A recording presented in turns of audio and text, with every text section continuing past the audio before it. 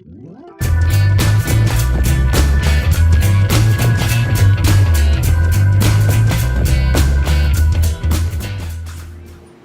some of these things occur, you believe in the life the way I did. That's why I left the country. That's why I left my family. That's why I left millions behind. Because I was dedicated to the belief of this life to that extent.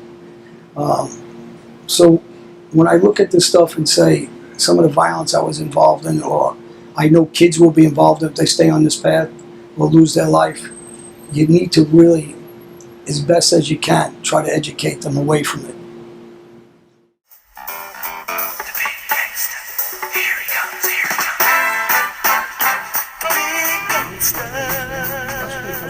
John, I always wanted to ask you, are you Italian? No, I laugh every time I hear that because of my affiliation with the Gambino family and the crimes that were affiliated with New York City. But actually I'm Albanian, proud Albanian, and I'm involved deeply with the community and with the country itself now. Are you on parole? I'll be on parole for another 4 weeks, and I can't wait till I'm off parole. And there's a lot more things I could say in a couple of weeks. How did you get involved in crime as a young man?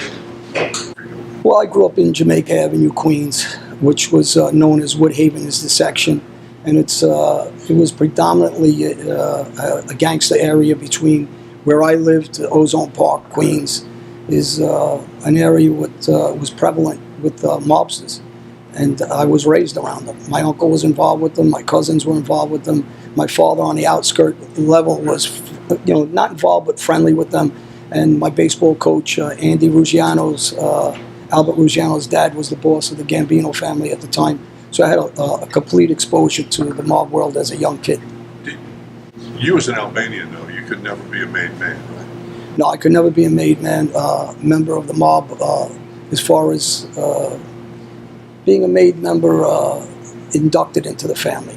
But in every other sense, I was somebody that was a very high-level mobster involved in Gambino family. Obviously, a bodyguard and enforcer for the Gotti family personally, specifically, but also an enforcer for the Gambino family.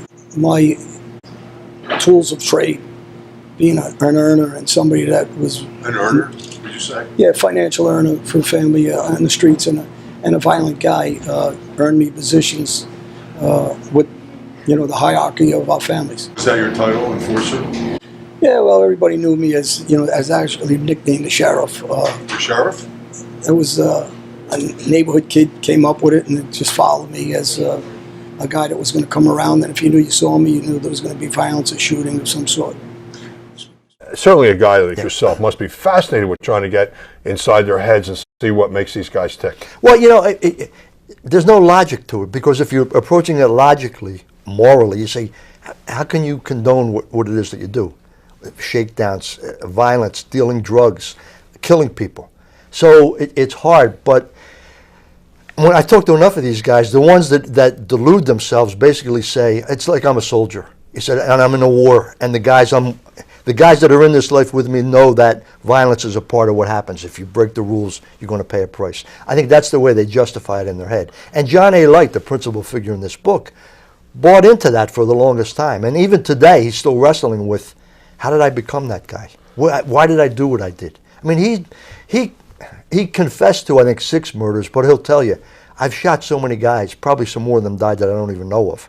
And he said, I've shot 35 to 45 guys. I baseball batted or piped another 100 guys. He said every day, he said, I can't remember all the crimes I committed. He's very frank about it. He doesn't try to sugarcoat it. And he frankly admits that. His fascination with the mob, coupled with the realization that the Gottis were the power, go with the power and you'll do well. The Gotti family hate you so much. I mean, they want to buy some of my interview with you. I guess I'm that important to them that they're willing to pay money to continue to chase after me. I think it's because I debunked the legacy of the Gotti family and the nonsense that the kids and the public believe. And one of those things is the Gotti Sr., a boss. It's almost unfathomable that the guy never shot a gun, but yet he was a boss of a major crime family in the United States. So, some of this stuff that the public doesn't know or understand, I brought to the forefront. The Gottis obviously don't like it, but also there's nothing they can do about it. So not much physically anyway. You were part of that George Anastasia's very, very famous and popular book, Gotti's Rules. That's where you exposed all this? Well, that's part of it. And then I've been on numerous television shows through numerous countries besides the United States. And the more and more these questions are brought to me, I answer those questions. And that legacy is about shot, I think, at this point. There's always been a rumor around that you dated Victoria Gotti. You know, I say this every time I'm asked, because I know the Gottis like to be verbal. And the last time this was brought up, I say the same thing. That's a personal level. It was 30 years ago. And if they talk about it again in a negative way, I challenge them for those lie detector tests they always talk about. Well, I'm out. I'm not in prison anymore. I'm off parole. I'll invite them to any show and take one live along with anybody in their family if that's not if that's what they're looking to do. Me, I'm not talking about that. I'm a gangster. I was a gangster. And that's what we talk about. Junior Gotti had the name, but he didn't have the street smarts. And Alite says, Gotti Sr. wanted me around Junior. One, to make sure he didn't get jammed up, and two, to kind of show him how to do things. He said, I knew how to deal drugs. I knew how to run a sports book. And we went into both of those businesses and we made a lot of money. And he frankly admits, I was using the Gotti name. They were using me because of my expertise, and because Gotti Jr. didn't have that kind of expertise, I was kind of his, he said, I've been described as his friend. And at one point I probably was his friend, but more than that, I was his babysitter. The friendship is garbage. My friends are the guys I grew up with since I'm children. They're legitimate guys. I'm still friends with them. I go socialize with them on a regular basis. They were there for me when I was in trouble. They were there for me when I had money. They were there for me when I was broke. They were there for me when my family was sick. Those were my real friends, and there's a group of them. Since we're kids, they all went in the right direction. My gangster friends weren't friends. So when people have this thing about, you're ratting, who you ratting on? The guys that were trying to kill me? The guys that stole my money? The guys that were trying to sleep with my wife? Exactly who am I loyal to? I says, my loyalty should have stayed where it belonged, with my children and with my family and to the public, to everybody else that's living a decent life. So, when you cross that line, you do what I did. I don't feel sorry for myself. I don't ask anybody to. And I tell those kids same thing. We all don't have, great situations. I didn't grow up in a great situation. My environment wasn't like John Gotti Jr., where he grew up with money. I says, and their family had lived in Howard Beach, and they get brand new cars at 16. There's a lot of kids out there that come from no parents, kids who have their parents are drunks, their parents are drug addicts, their parents abuse them sexually, physically. And, you can use that all as an excuse, or you can move on and become something. Some of those kids become something, and they got to make themselves one of those kids. Now, how do you make them one of those kids?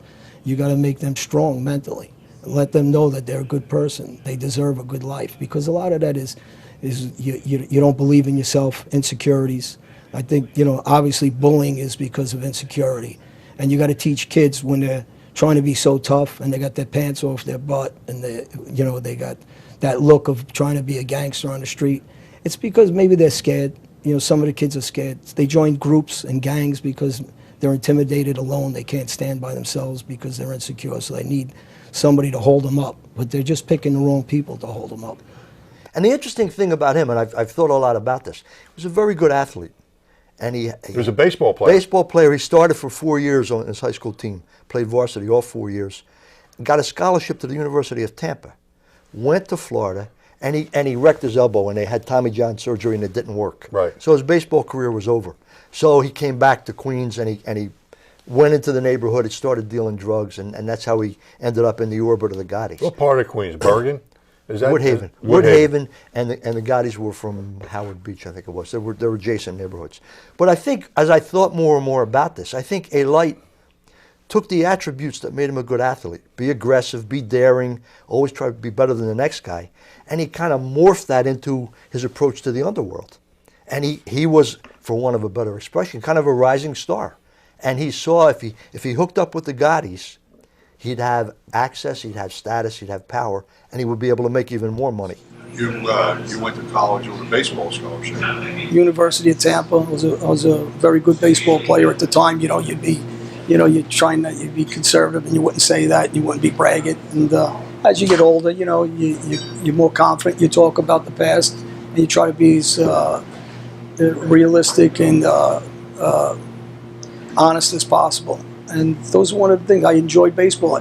Albert Ruggiano was a great ball player, and he was involved in the boxing industry with me as a kid. He was my baseball coach, a trainer, and he was great with his hands, a good ball player. So I talk about him a lot because his life was destroyed over the years between his father losing his life to prison, came home and he died.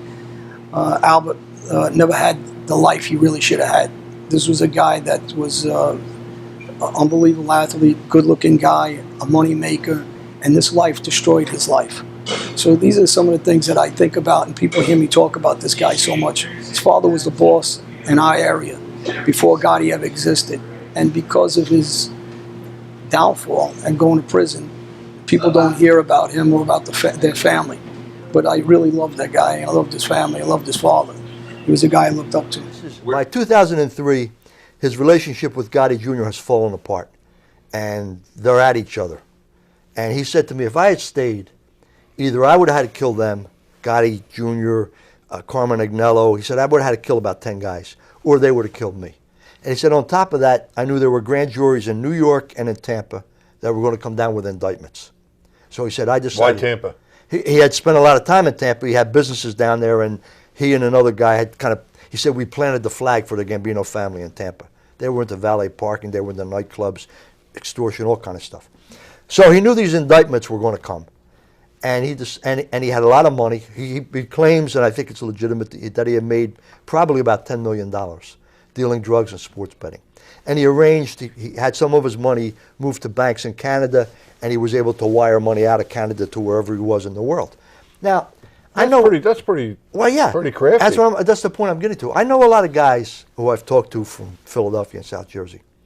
They go on the run. They go to the Poconos or the Jersey Shore, and that's like the edges of the universe. They're not going to go any further because you're going to fall off. This guy goes on the run. He's in and out of 12 different countries. Right. And as I'm talking to him, I'm realizing he's enjoying it.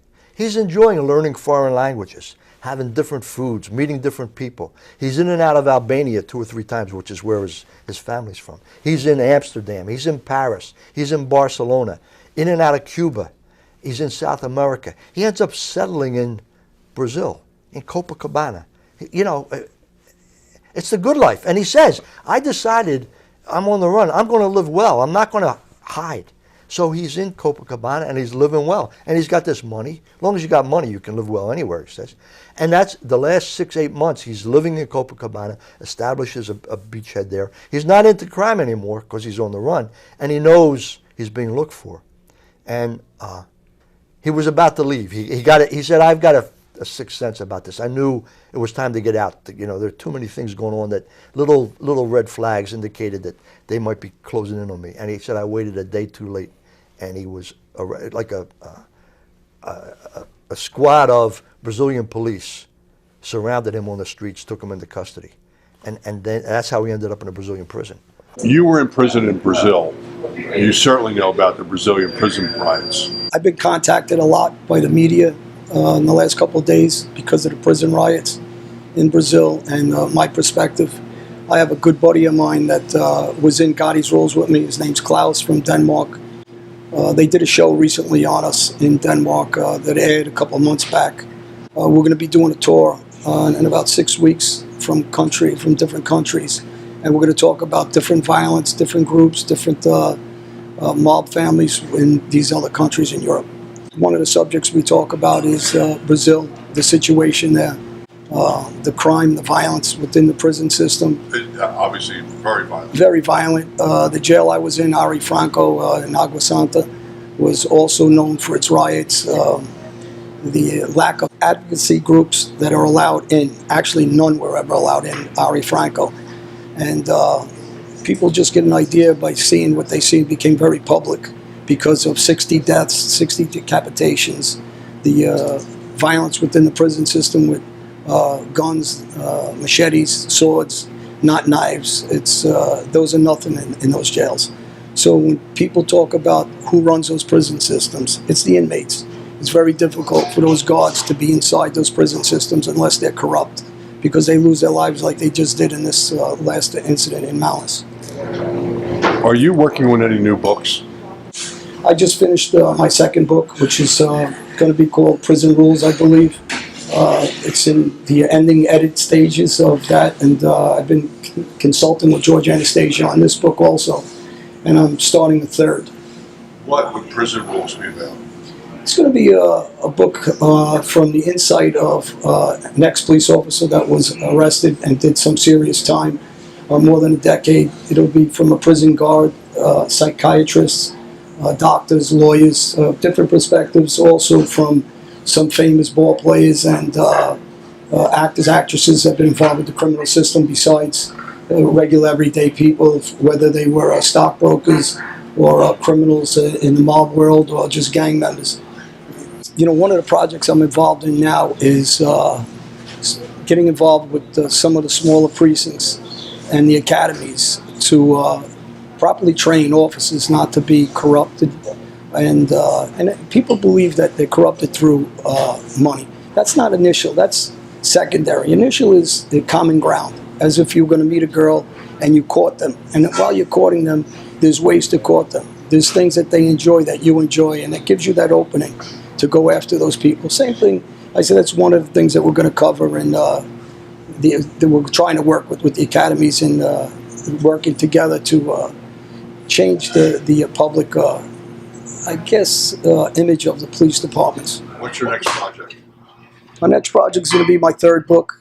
I'm obviously involved in a lot of movies, and it's going to be my third book. It's going to be a book about on the run in some of these countries I was in, some of the bosses of these countries that were involved with me.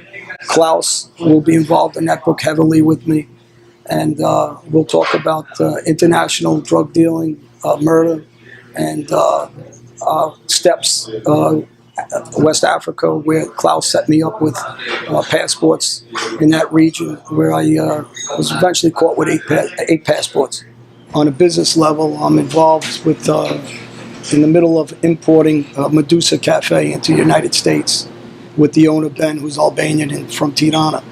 So that hopefully will be launching by the summer this year. So I'll be moving that coffee in several states in the United States as the representative for that company, Medusa. Do you have any plans to do any movies? I probably have about 4 or 5 documentaries coming out this year that are already done and filmed and edited. So they'll be out during the year. One on there's several things that we did actually ourselves together, and some new projects. And film some meetings on a regular basis for feature films. And I have my project, The Perfect Gangster, that's done, edited, and ready to come out too. Andy Delania's piece. Andy Delania's piece, and really proud of that project. And it's going in several directions. It grew. And hopefully we're going to see some good results in 2017. You got to remember, Albania is a huge community. I'm proud of my country. I'm doing, I just did a documentary in Albania about Big Albania. And hopefully that documentary will be out by May. Now that I'm legally successful, I was a successful guy in the past, legally, illegally, but I got my funds from illegal activity. Now, when I do these lectures, motivational speaking at colleges, at businesses, I look at myself and I'm an example. I'm proud of myself. I'm proud for my children to know I'm their father. I'm a guy that was down on the ground, finished, came back home, and in 5 years, I built up successful businesses. I'm involved in several projects, movies, books, and I got to look at myself, and if I could pat myself on the back for once in my life, I'm proud of what I've done, and I'm proud of the work I'm doing with children, and I could see 2017 on as being a great year for me and my family. What did you think of The Sopranos? You know, people tell me about The Sopranos on a regular basis. I probably watch about 2 minutes here and there of it. I'm not interested in it at all. I lived a life. I heard it was a great show. I know some of the characters, and yeah, one of my friends played a small part, and you know, that's something that for people that, you know, that's a movie. That's fine watching TV. Listen, I talk about different shows people bring up to me, and that's one of them. It's entertainment. But when reality crosses from entertainment to reality, in some of the things that we were involved with, that's where I got to put my foot down and tell them, you guys aren't seeing really what happens. Because if you did, you wouldn't be looking up to this. Did you know any of the characters from Goodfellas?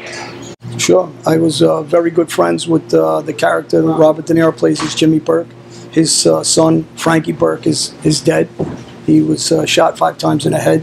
Was one of my best friends. I had a lot of respect for him when we were growing up together. He hated the Gottis. The Gottis hated the Burkes. And that was an ongoing thing while I was with the Gottis. And unfortunately, when Frankie died, I was the one that notified the sister and the family, Kathy, that he was killed. And we went to King's Hospital on Linden Boulevard to identify that body. Those are the realities of that life. And this is what you got to teach kids. Frankie to get a chance to finish out his life and live a good life. Good-looking guy, intelligent, money maker, and it's thrown away. So these kids need to learn this stuff and see these things. So other people, Goodfellas is a movie. To me, it's life, it's reality. I debriefed about murders I was involved in on behalf of Jimmy Burke, and that's reality of my life. It's not a movie. Tell me about anti-bullying. You're involved in some anti-bullying projects. Amanda?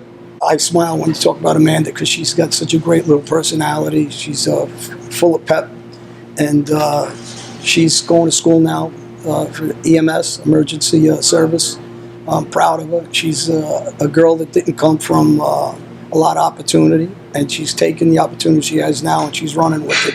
And that's what makes some of this anti-bullying and some of these projects that I'm involved with worthwhile, and really keeps it close to my heart to continue, because you're not going to reach 100 kids. I mean, you're going to reach 1 or 2, and those 1 or 2, you know, you're saving their lives and helping them move forward. And really, that's what this is about. So I'm continuing with the anti-bullying. I'm involved with a young man from the UK that just won the boxing title. And kids are still trying to bully him. So I got to laugh because, you know, that's never going to go away. It's kind of like what the Gottis do to me. When they're obsessed, when somebody's obsessed out of insecurity with somebody, the way they are with me, you know, people on the outside see in and they see what they are. And they'll judge them for you. So it's, to me, that's laughable. And as the kids get older and they mature, they'll see the same thing I see. I take it as a real weakness when someone does what the Gottis are doing, obviously. And people looking in, and mature adults or educated adults see the same thing I see. So, when you go and speak to students, kids, what message do you give them? The first thing you have to teach a child or a young adult is confidence. Confidence in themselves, confidence in their abilities, and to believe that there's a better future. And attitude is mostly everything. And then the next thing is environment, to make the right choices in your environment. That means when you're staying with certain kids that are educated, going to school, on the right path, athletic, and take things in a positive direction, work. Those are the people that you want to associate with. Those are the kids you want to associate with. And when they look up to somebody, and I have a lot of people that follow me, you know now, millions across the world that follow me. I don't want them to look up to me from my past. I want them to look up to me from my present, my future, some of the positive things I'm doing. And then I don't mind them following me. I don't mind them looking up to me, talking to me, but for the right reasons. And that's the reason I'm out here advocating the way I do. Because the path I was on in the past, if somebody looks up to that, that's the person that I really need to talk to. What is the hardest memory you have? I'd say the loss of Greg Ryder. Mark Ryder got a life sentence for John Gotti Sr. He did that time for him. He didn't cooperate. He lost his family by going to prison. While he was there, he lost his son. Very good friend of mine. I tried to kill the guys that took him. They mutilated him. Body was never found. Evidence was that he was chopped up in a van and disposed of. And that's this life. And people that don't know this life should know that.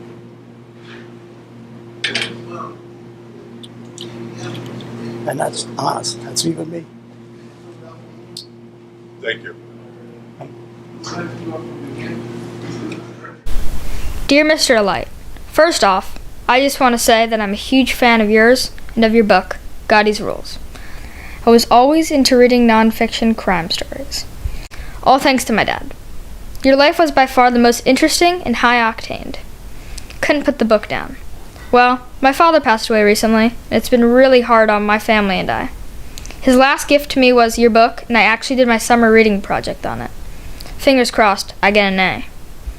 I really respect what you're doing for kids with the public speaking and all that. I'm sure your story has already changed lives for the better. Thank you so much for reading, and wish you the best in your new life. Inspire the world. Sincerely, Georgie.